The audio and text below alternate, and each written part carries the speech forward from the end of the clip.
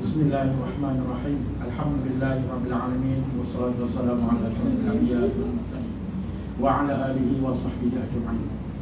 Alhamdulillah, bersyukur kita kepada Allah Subhanahu wa taala kerana kita dapat berkumpul bersama pada pagi yang mulia ini. Hadirin dan hadirat yang saya hormati sekalian, bersediakah kita dengan kematian? Tuan-tuan bersedia tak? Kalau tanya saya pun saya tak bersedia. Kalau tanya saya nak meninggal ke, saya tak nak. Kan sebab apa? Banyak lagi benda-benda yang kita perlu laksanakan. Banyak lagi benda-benda yang perlu kita lakukan.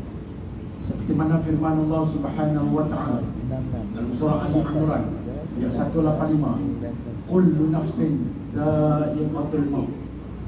Setiap yang bernyawa pasti akan merasai kematian. Kita nak ke, kita tak nak ke, kita bersedia ke, kita tak bersedia ke, pasti kena mati. Pasti kena mati. Jadi perlu kita bersedia. Jadi di sini saya nak sampaikan 3 perkara yang perlu kita bersedia sebelum kita menemui kematian. Yang pertama, bertaubat. Kita perlu bertaubat. Dosa kita banyak. Kita rasa macam kita bagus je, tapi padahal kita dosa banyak. Ya, dosa kita menggunung-gunung kan, tapi Allah tak tunjuk dosa kita tu. Allah Maha Adil. Yang kedua apa? Kita jaga hubungan kita dengan manusia. Kita jaga hubungan kita dengan manusia. Kadang-kadang kita cakap ni pakai lepas je. Kita cakap ni ikut dan je. Kawan terasa tapi dia tak tunjuk mimik muka. Kan? Kadang-kadang kita melawak ni ikut dan je. Menyakitkan hati. Tapi kita senyum je. Sebab apa? Nak jaga hati. Itu kena jaga. Kemudian apa? Yang ketiga apa? Beramal soleh. Kita perlu beramal soleh.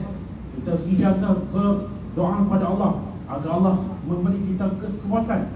Keridhaan Allah itu sangat penting untuk kita masuk ke dalam syurga Allah Subhanahu wa taala. Hadirin sekalian, saya ada pengalaman macam ustazah juga. Ya, pengalaman di mana saya kehilangan anak bongsu.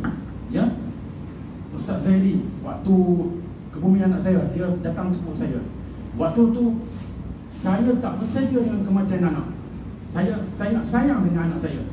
Tuan-tuan pun semua sayang dengan anak. Tapi bila Allah tarik nikmat yang sangat-sangat saya suka tu, rasa macam dunia ni meletup. Boom. Rasa macam aku berada di mana ni? Aku rasa macam tak boleh nak hidup kan. Sebab apa? Kita sentiasa bercakap dengan orang, kita kena bersabar, kita kena redha, kita kena inu. Kita ni ustaz ni, bila jadi kat kita nak cakap, apa yang aku cakap ni betul ke? Redha, nak pegang redha tu. Ya Rabbi ya Karim. Selama 2 tahun saya dengan isteri saya lagi lah. Dia kalau dia pergi ke kubur, dia balik sebulan dia tak boleh. Kan? Jadi kita nak kena bersedia dengan kematian. Nak tak nak, tetap kena hadapi. Kesimpulannya saya harap kita semua dapat muhasabah diri. Kita jangan cakap kita ni bagus. Kita kena sentiasa bertambahkan amal kita. Mudah-mudahan kita tergolong dalam golongan yang beriman, insya-Allah. Saya kira itu saja. Assalamualaikum warahmatullahi wabarakatuh. Assalamualaikum warahmatullahi wabarakatuh.